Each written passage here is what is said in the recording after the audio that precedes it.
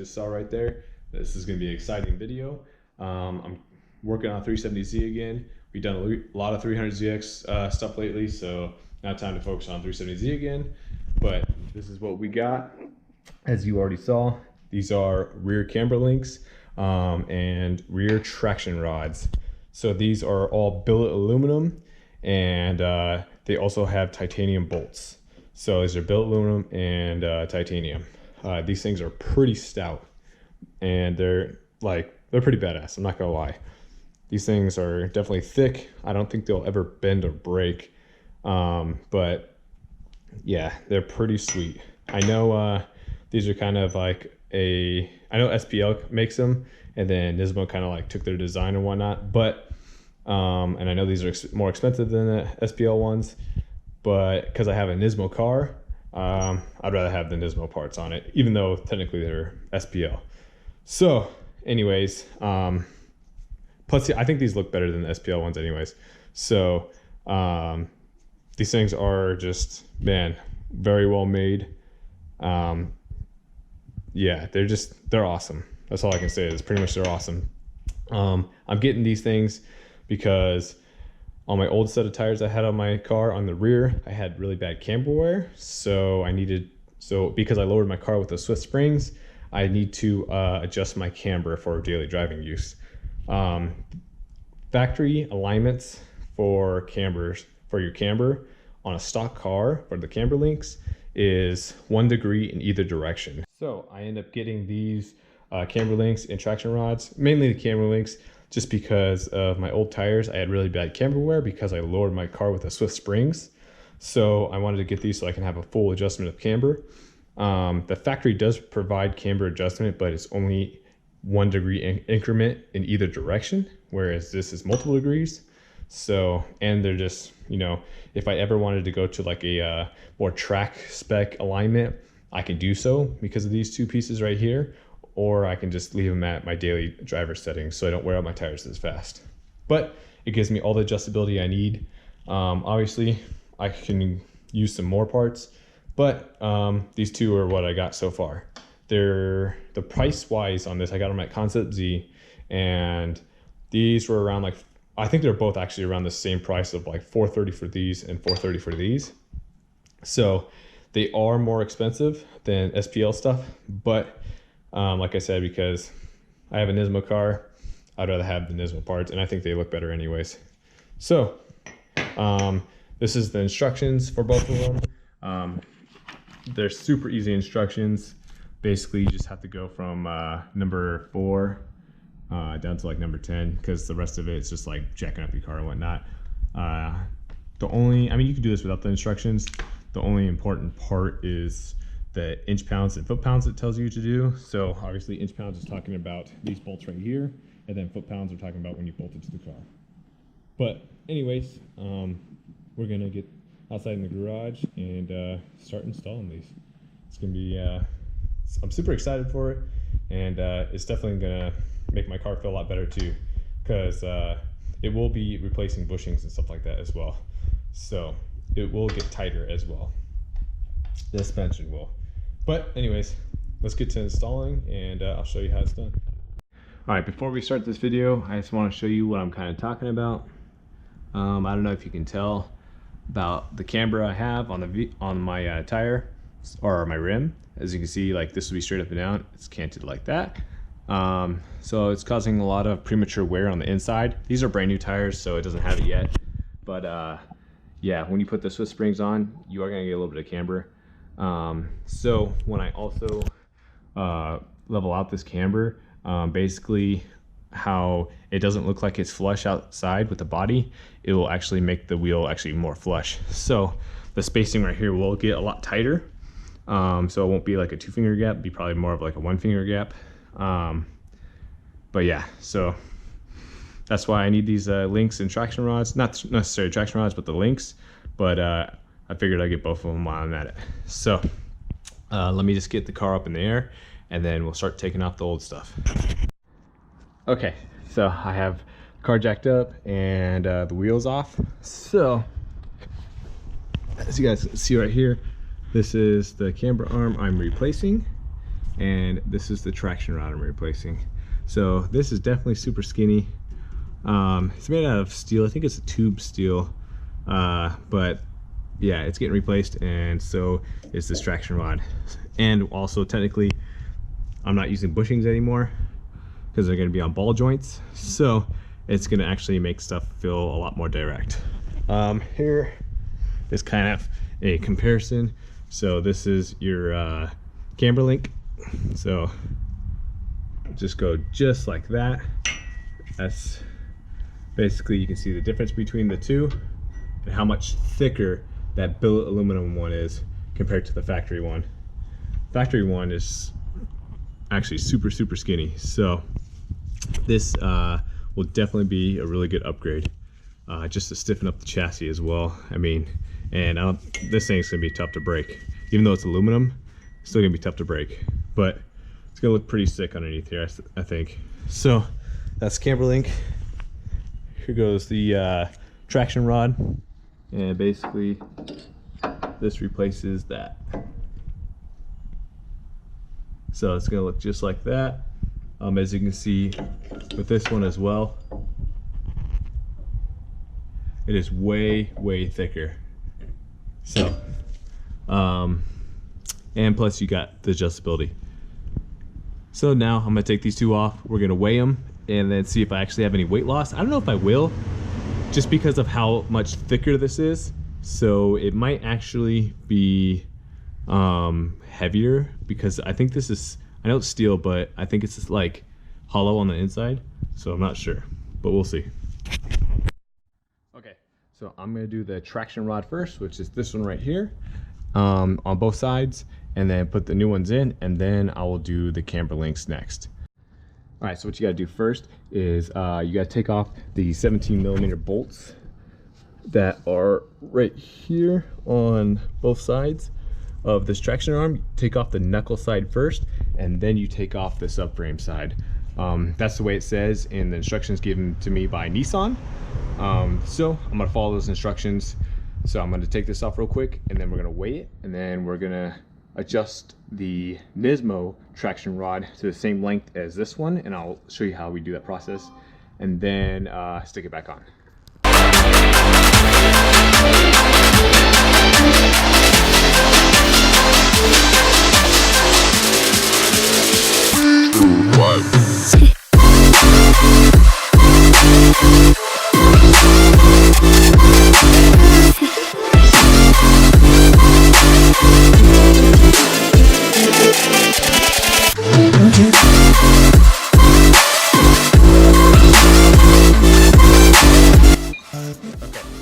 Side-by-side comparison. As you can see, the Nismo one is way thicker. Obviously it's not the same length right now because I haven't adjusted it, but we're gonna weigh both of them right now. So the scale reads at 0. This is a factory traction rod, 25.6 ounces. And here goes the Nismo one, 27.4. So the Nismo one does weigh a little bit heavier, but not by much, only by 2 ounces barely. So they're not lighter, they are a little bit heavier, but they are twice as beefier. So, and obviously they look better. Okay, so to adjust your traction rod, so basically you need to adjust it by 2 lengths. That's what the directions said. So you need to adjust it by the nut here and by the actual top part. The top part actually swivels out as well, and you're supposed to keep them as even as possible. You don't want to do one or the other, because then they have the potential to break. You always got to do both of them to make sure you're at the same length as your factory one. That's what they say to do, is measure it so it's the same length. And then make sure the nut right here to the base is the same length, and from the nut to the head right here is the same length of thread showing. So you don't just want to like move this part out more and then tighten it all down, and you don't want to just put this part out more and keep this one tight, if that makes sense. So yeah, so I'm gonna adjust it how it's supposed to look, and then I'll show you when it's done.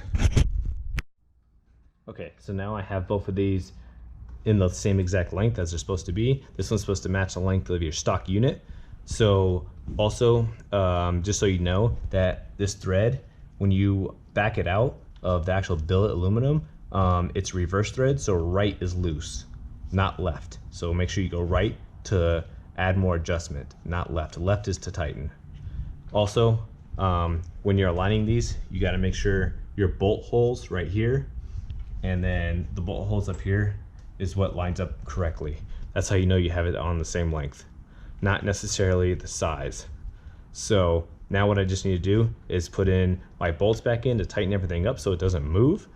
All this is supposed to be at 150 inch-pounds. You can do it at 12.5 foot-pounds. That's what 150 inch-pounds is. If you don't have a torque wrench that's inch-pounds, you can also use the foot-pound torque wrench at 12.5 foot-pounds. So I'm gonna put these in the car now and see how they look. I also have one other note to throw in here before I throw these on the car. These do belong on certain sides. So I'm working on the passenger side right now. So the passenger side traction rod I'm supposed to use out of the Nismo, out of these two, is this one right here. It doesn't say on the actual arm itself, and doesn't say in the instructions, but I did look up the 370Z Club Sport 23 car that has these on there, that was built by Nissan. So they had this one on the left hand side, which is the passenger side, did this one on the driver's side. So I'm gonna go with that. What you also have to remember too is that when you see this traction rod, how thick it is compared to how skinny this is, and where it's supposed to go at, it won't fit unless you put this spacer on there. So this is a spacer from your kit. So make sure you put the spacer on first, and then you're gonna add your traction rod on, just like that. So you need to put that on there, because if you just put the traction rod on, it'll go on way too far, and then the bolt on the outside won't be able to seal it tight. So make sure you put that spacer on first. Okay, so I got the first traction rod in. Just remember, these are at 12.5 foot-pounds. To the subframe is 53 foot-pounds. To the knuckle is 65 foot-pounds. When you're putting this on, make sure you put the knuckle on first, then you put on the subframe. And you can also help this bolt kind of help you get it on. Don't forget about your spacer in the rear. But anyways, this is on and it's perfect now. Everything's torqued down and it looks freaking awesome. So I'm gonna go get the other side done now, and then we'll move on to the camber arms.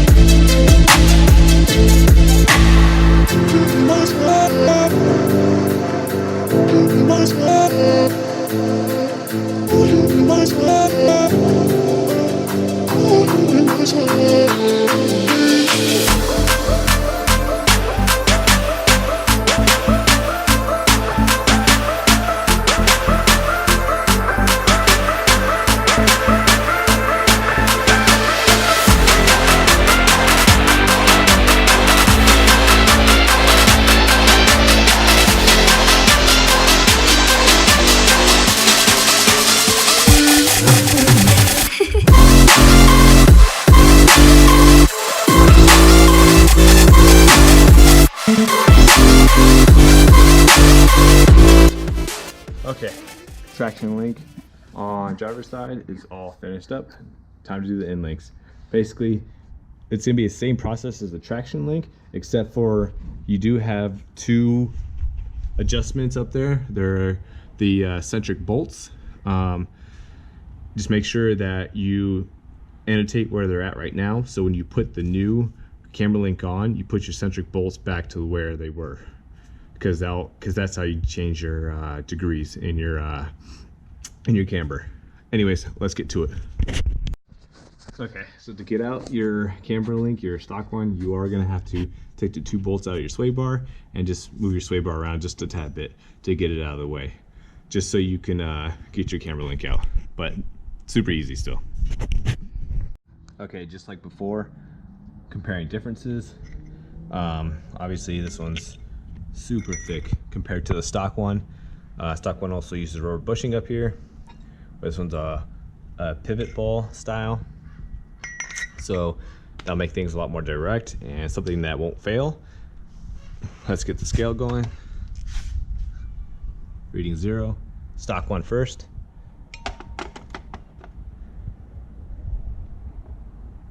22.2 ounces.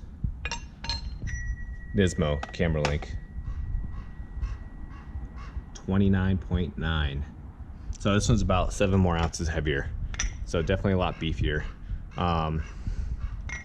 Definitely a better part. So even though these are heavier, I'm so glad I got them. I know that they definitely won't break, and I have full adjustability with them now. So I'm gonna do the same thing I did with the traction arm and get them all set and ready, and then we'll put them in the car.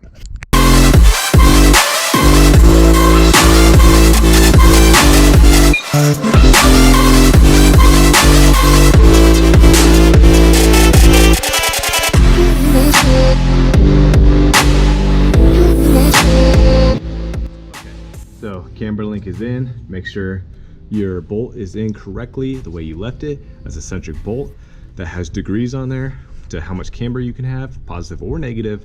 So make sure you put that back to where it was. Make sure your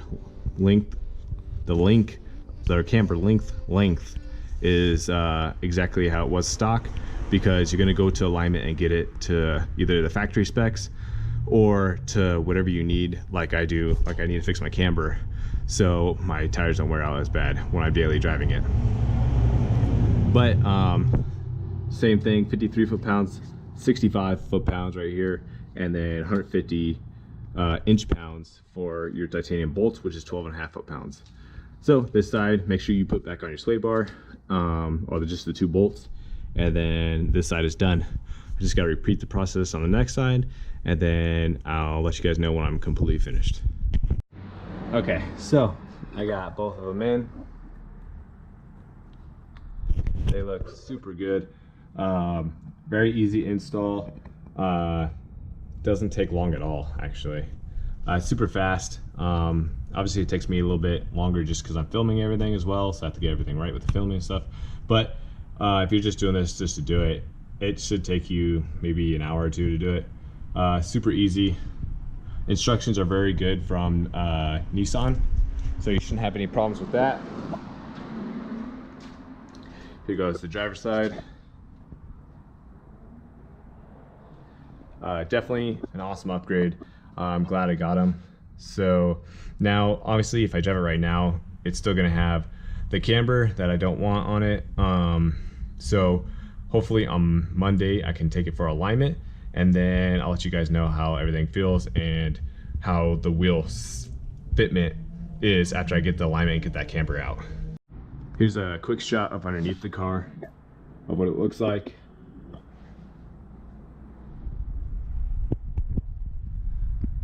So I've done pretty much everything as far as suspension wise.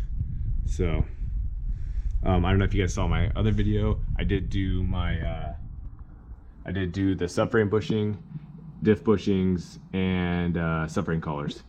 So if you didn't see that video, go watch it. It explains how to do it as well. But I hope you guys like the content that's coming out. So there may be a little bit more after this, there may not be. Just depends if I film after I get the alignment, which I probably will. So I may see you in a bit, may not. All right, guys, so I got the car aligned and it feels so much better. Here are my alignments and the degrees. So this is the rear on the left side. So that's before and after. And then here is the right side. So they're all within spec of what Nissan says, but just barely got into spec. And the reason for that is because I had the camber links and I don't have the toe buckets. So the toe buckets can only be adjusted so much, and when you move your toe, your camber moves, and when you move your camber, your toe moves. So because I don't have those Nismo toe buckets, I couldn't get exactly what I wanted, but we got really close.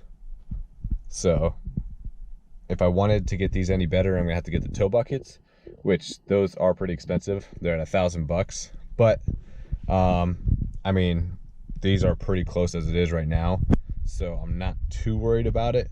But eventually, yeah, I will get those toe buckets so we can get this like dialed in to exactly what I wanted. So the car definitely does feel 10 times better though. And also, let me show you on the outside.